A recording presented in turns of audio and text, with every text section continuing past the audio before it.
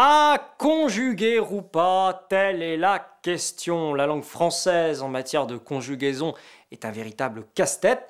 Les Anglais, eux, ont décidé de ne pas se prendre la tête. Ils bougent le sujet et le verbe ne change pratiquement pas.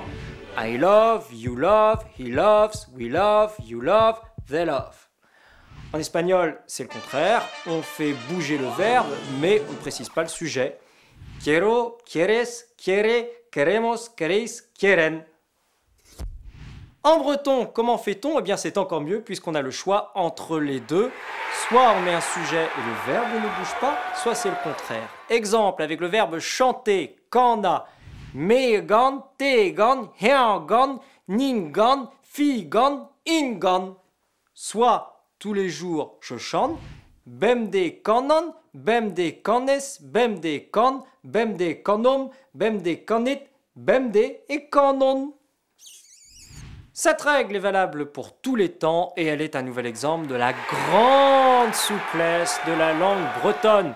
Les plus feignants seront donc enclins à ne pas conjuguer. Pour les autres, eh bien, il n'y a plus qu'à apprendre. Bemde kanan, bemde kanes, bemde kan, bemde kanom, bemde kan, bemde kanon.